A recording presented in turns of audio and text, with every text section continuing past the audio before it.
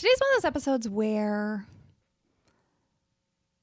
we're going to talk about just like a small shift you could make in your life. But that small shift could lead to a really big ripple effect. Could have a huge impact. In today's episode, if you are somebody who ever dreads going to a party or a meeting or a get-together, then this episode is for you. Because one, I might, just maybe, unlock why you feel that dread. And I'm going to give you a really simple tool to try and change that pattern. I think this is worth exploring. Because today we're going to talk about how you can take charge of your experience as a guest at your next gathering. How you can create your own meaning.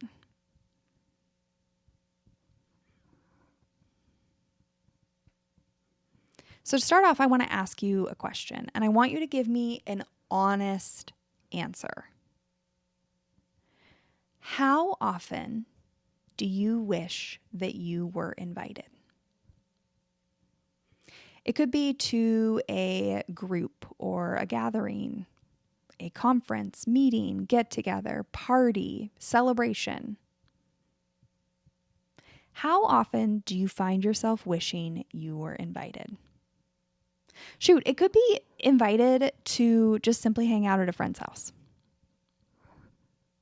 Because I think that a lot of us are so trained to answer that question a certain way. We're going to say something like, oh, not that often. No. I just prefer to stay home. I don't really like to go out in people. I have social anxiety. I hate small talk. I don't like to get dressed up. I'm more comfortable at home, and I just would rather stay at home by myself. And sometimes I think that's absolutely what we want or what we need. But I do think that a lot of the time, these are just excuses that we're using to throw out there to cover up something that's actually a lot deeper, which is where we're going to dive into today. Because I don't think that most people would say like, no. I don't think they're being honest. Sorry, I don't. I think that most people want to be invited, not to everything, but to certain things. And I think we're just scared to admit it. So let's explore some of these scenarios where you might desire an invitation. Because I think these might jog some memories for you. Like there might be big moments that stand out. A moment where you saw all your friends got together and they were hanging out and you didn't get invited. Like there was a big party. And it could be your friends, or it could just be a big gathering that stands out for you. Like I'm thinking of an example here. I was scrolling Instagram the other night. I live in Seattle, and if you live in Seattle, or maybe you don't, there's a fine dining restaurant called Canlis. And a couple times a year, they throw these really big themed parties, and they just threw a Kenlis party, Kenlis, so a play on their name. And really, it was just this massive Barbie themed party. They painted this historic restaurant here in Seattle hot pink. It's right by my house. I could walk there. I saw all these people posting about it. There were people like dressed up in themed costumes, on rollerblades. There were Kens in all their different Ken attire dancing on the roof. Yes, this is a real thing. You can look it up on Instagram. And this, I'm sure there were people that the Canlis brothers have on an invite list. Like, hey guys, if you want to invite me, I'd love to be there. But it's also a ticketed thing. Like I could have gone and I could have invited myself to this party. Because I'm watching all these Instagram stories and I'm just sitting there thinking like, I want to have fun like this. I want to laugh with my friends and rollerblade and be silly and eat delicious food and get dressed up and just act a little random for a night. I want to laugh at all the Kens dancing on the top of the building. And I think that's really it. Like that gets to the heart of the matter here, is that I don't think it's necessarily being invited or not being invited, being included. Like, sure, sometimes that is it. There is a group of friends we thought we were a part of and they didn't invite us. But I think so often the experience of wanting to be invited is because we believe we will feel a certain way when we partake in that experience. Does that land with anyone? Let me give you another example. Let's say that you are talking with a coworker and they mentioned that they had a barbecue at their house this past weekend. And they're telling you how they just kind of gave an open invite. People came, they went, they had the barbecue going, they turned on the bonfire later that night. People were just kind of like sitting around having casual, mellow, catch up conversations, meeting friends of friends. They were just kind of like all existing together and having this easy, fun weekend. And you're sitting here listening to your coworker tell you about his weekend, and you're thinking to yourself, I would love if I had friendships where someone just invited me to hang out like that. Like, that would be nice, to be invited to a friend's house to just casually hang out with no real agenda.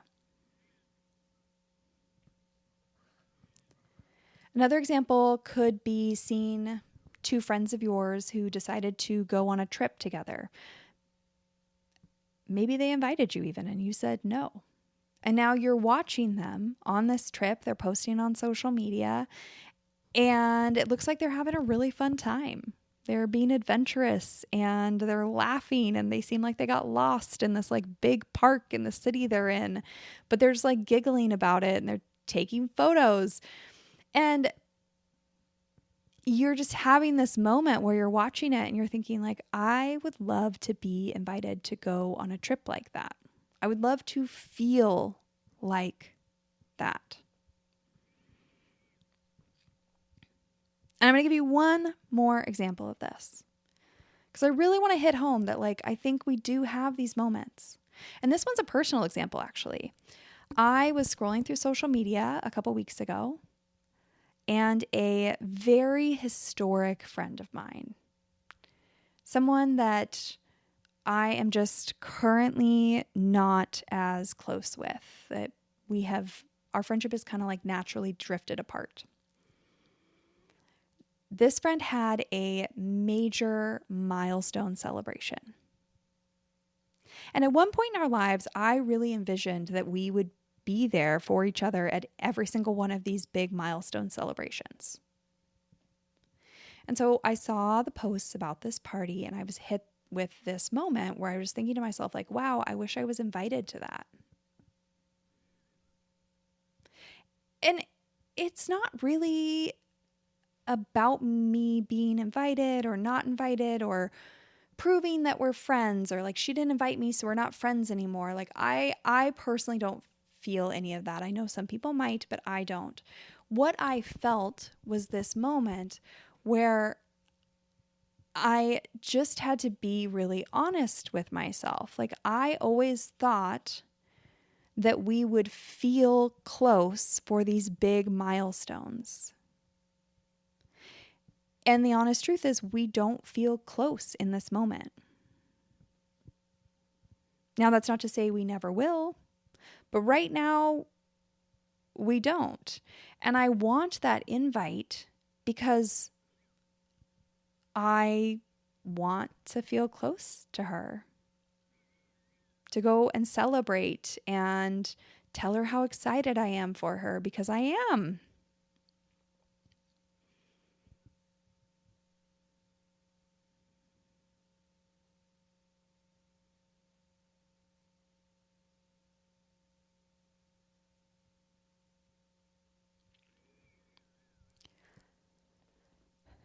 So if you're somebody who was out there initially telling me that you don't ever really want to be invited, maybe these were some examples that made you realize that there are moments where you wish you were given the invite.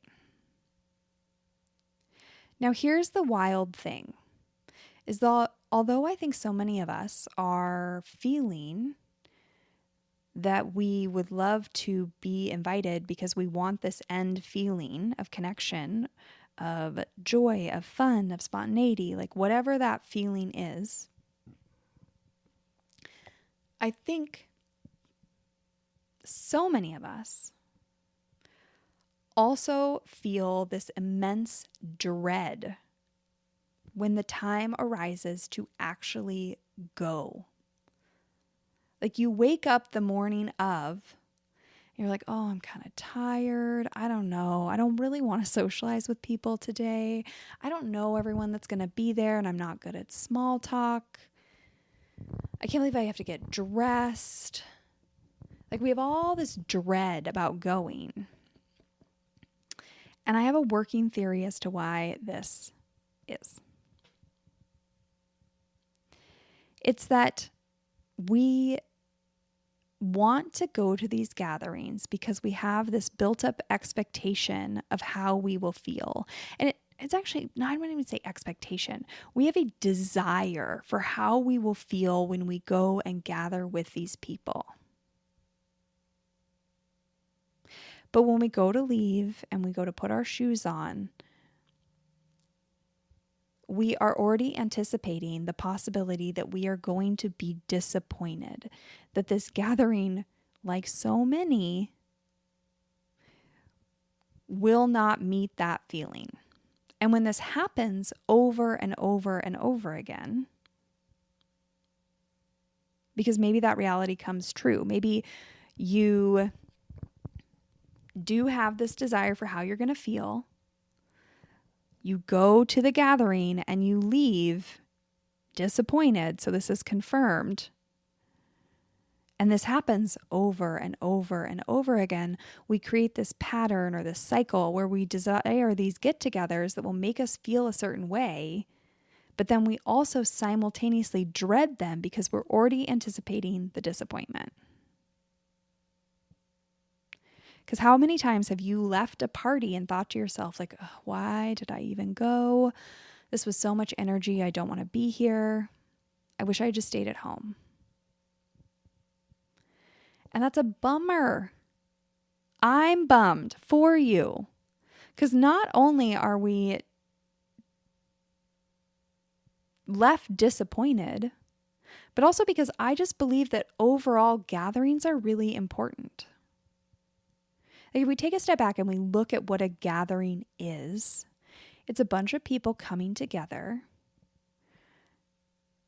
to feel something.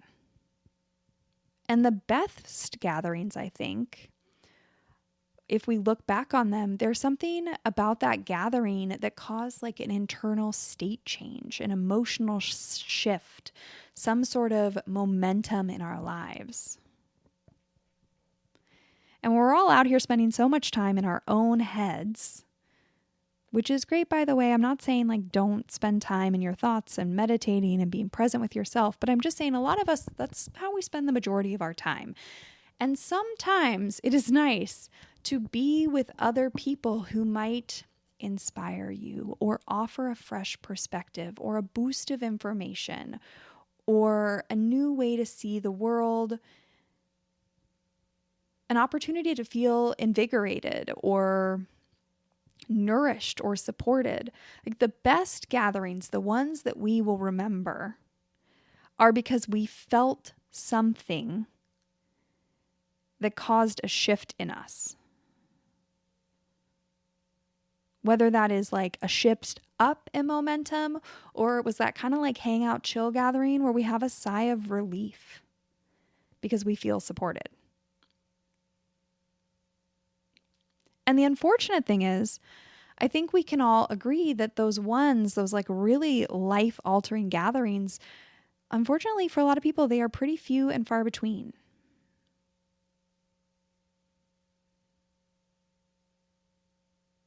Like, it's more common to leave a gathering and kind of be like, oh, why did I go with that? I don't know if I want to go back to that. I don't know if I want to do that again. And the more that we feel that dread, the more we don't want to go. And then we say no, which creates even less opportunities for the times where they might be the truly life-altering ones. Now, some of you might say to me like, oh, well, I can tell which ones are going to be the life-altering ones. No, you can't. No, you can't. Don't even. The most unexpected of gatherings can actually be the most impactful in our lives. As much as we think we know what's about to happen, we do not. And the thing is, we spend actually a lot of our life gathering. I mean, as kids, we're gathering in our neighborhoods, on the playgrounds, in school, at sports functions, birthday parties.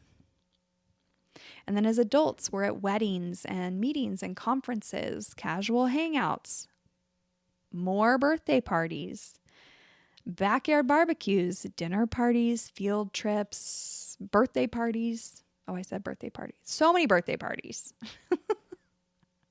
Like, even if you're trying to get away from gatherings, there are still probably quite a few that you are stuck attending. And it's a bummer when you just continually leave them feeling underwhelmed. So today I want to talk about, like, how do we break this cycle? How do we ensure that we're not just endlessly attending gatherings that feel meaningless for the rest of our life? Because even saying that sentence out loud makes me sad. I want to share with you a simple strategy that I use to create these little moments of meaning in the gatherings I attend. Because I think that if you can take charge of your own experience at a gathering, the ones maybe that you want to attend or the ones that you're stuck attending, if you can create your own moments of meaning, that is those little like breadcrumbs of momentum that keep you showing up, that push down the dread and the overwhelm and the anxiety, and you start to actually look forward to putting your shoes on and getting out the door, because you start to build this trust in yourself that you can create your own meaning. And maybe, just maybe, this will be one of those life-altering get-togethers that you didn't even see coming.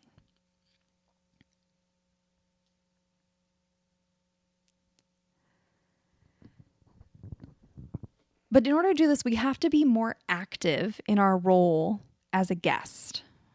Like, when we are stuck in this pattern of feeling overwhelmed and starting to dread attending, it's easy to just fall into this passive role. And I would love for every person to read the book, The Art of Gathering by Priya Parker, and to design the gatherings that they plan intentionally. Like, if you're hosting, if you like to host, even if you don't like to host, if you just hate meaningless gatherings, everybody should read this book, because that really is what creates that feeling, that those like powerful life-altering get-togethers, is that somebody, normally the person who's hosting, has spent time designing a gathering that elicits those feelings. And not everyone's going to do that. But like, if you want to be one of those people, you should go pick up that book and read it. It will truly change your life, because you will be surrounded by more life-altering moments.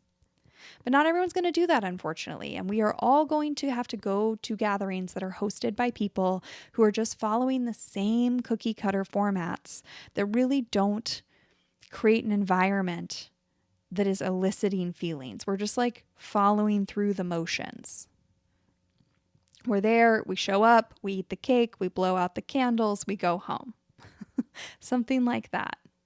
So if we're going to have to live in a world where gatherings aren't designed for us to optimally connect or to change or to cause that emotional shift, then sometimes, and by sometimes I mean quite often, we are going to have to do that for ourselves. Because we can't just keep walking into these gatherings and pretending like we have no real power here. We do. And we can create meaning for ourselves. So, how do you do that? Well, I have a very simple strategy. All I do is ask myself 3 questions before I walk in the door. You could do this while you are driving there. You could sit in your car for a moment before you go inside. You could do this, honestly, even between the time it takes you to park your car and walk in the door. It really is that easy. So let me tell you the 3 questions that I ask myself. The first one is, why are we gathering? Like, what is the point of this gathering? The second is, how do I want to feel when I leave this gathering? And number 3 is, what is one thing that I can do to leave feeling that way? Now, obviously, I'm going to dive a little bit into each one of these.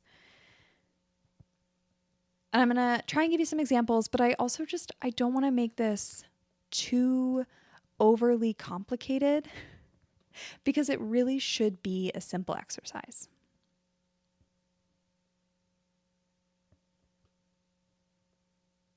So let's break these down. If we go back to the first question I asked myself, it is, why are we gathering?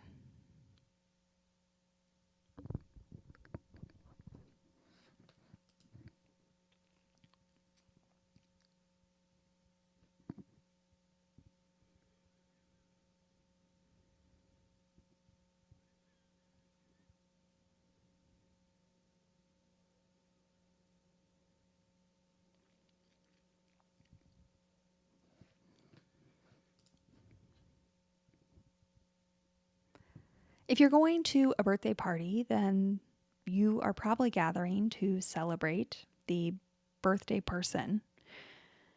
And maybe you are there to make them feel supported or to bring them a night of laughter or to remind them of the impact they're having in the world. Maybe you are going to a funeral and the point is to gather all these people together and appreciate all the connections that the person who has passed had in their life, to remember how they touched everybody, but also perhaps just to remember how valuable a life is, how much we can all do. Maybe it's just a casual hangout and the point is to feel relaxed in the company of others, to remind yourself of how supported you are and that you always have people to call and that you can have that deep sigh of relief, that like relaxation when you're surrounded by people. Maybe it's a networking event and you're there to meet new people. Maybe it's a conference and the point is to feel inspired. Whatever it is, I want you to spend a second before you walk inside that gathering and I want you to ask yourself, why are we gathering? And this question isn't so much to like make your own meaning. This question specifically is actually like, maybe there will be some of that life-altering energy at this gathering, but if you haven't spent a second thinking about what that energy is supposed to be, you might not be present enough and you might miss it. Like, you might just be there following through the motions and miss the little moment that somebody tried to design to give you that feeling. And I think that if you spend a second just thinking about like, why are we here? You are more likely to tap into those moments, into those feelings, than you would be if you just walked in blind. That's the reason I have that question on there. The second question I ask myself is, how do I want to feel when I leave this gathering? Now, this might align with the overall reason for gathering, and it might not. So if it's somebody's birthday party that I'm attending, then maybe I want to feel a moment of connection with the birthday person. I mentioned earlier having this realization that I'm not going to be present for every milestone I thought I was with friends in life. Maybe that's what I want to feel. I just want to remember that I do have great people that I'm currently celebrating big milestones with. Or maybe I'm going to a conference and I want to feel engaged and creative. Perhaps I'm going to a casual hangout at somebody's house. We're just kicking it in the backyard. And I want that feeling I mentioned early on of just being able to exist and have fun with others. I just want to leave that barbecue and remember that I have people who care about me, that I can call, that I can talk with about the silly things, that I can just casually be in community with. Which brings me to my third question, which is now that we know how we want to feel, let's figure out how to make that happen. And we do that by asking ourselves, what is one thing I can do to feel that way? So this might mean talking to a specific person. So if I'm at that birthday party, it could mean really working hard that night to find a moment alone with the person we're celebrating, just to tell them what an impact they've had in my life and how much they mean to me. This doesn't need to be some 40-minute heart to heart. This could simply just be walking up to that person and being like, hey, I just want you to know our friendship means a lot to me, and I'm really happy to be here celebrating you tonight. And we've had so many great memories this year. You could rehash a little bit of that. It doesn't need to be some big ordeal. If you're that person that's at a conference, it could be seeking out a specific person and discussing maybe a talk they give. Seeking them out at the conference, that could make you feel creatively engaged.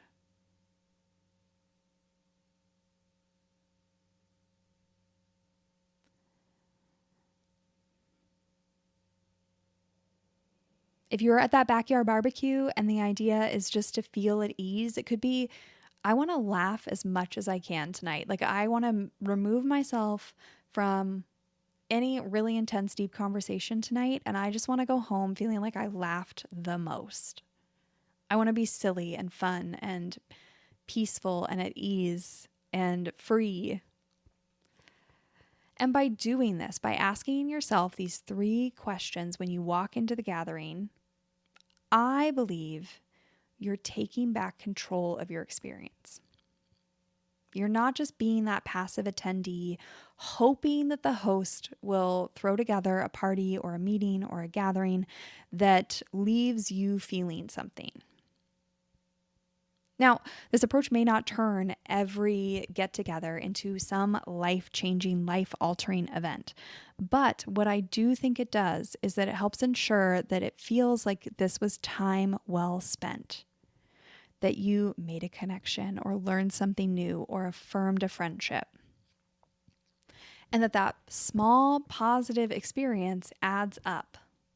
That we leave, and instead of feeling like it was an absolute bust, we walk away from this gathering seeing that there was some sort of forward momentum, which makes us more likely to say yes to future invitations. And in doing so, makes it more likely that we will show up, that we will have moments where we show up to a gathering that we had no idea was going to be completely life-altering, but we are there.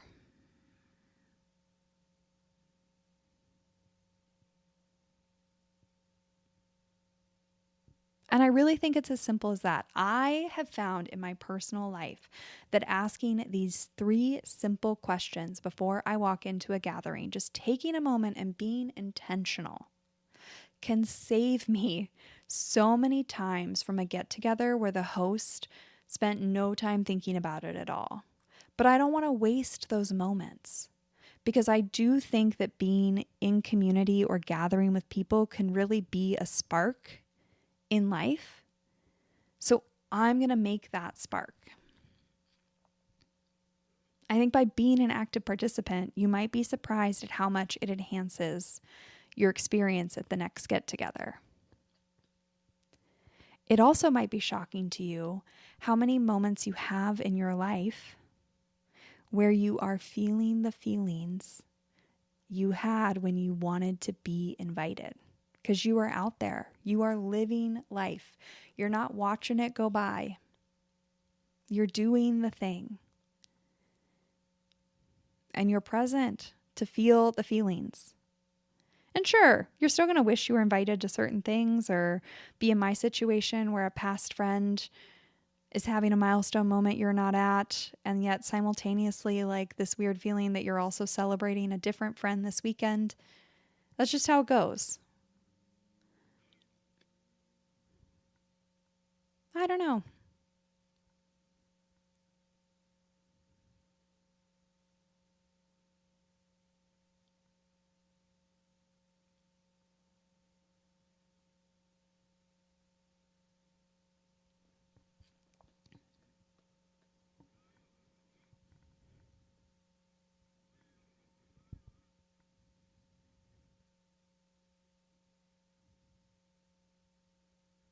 I hope that the next time you're heading to a gathering, you take a moment and you ask yourself these questions.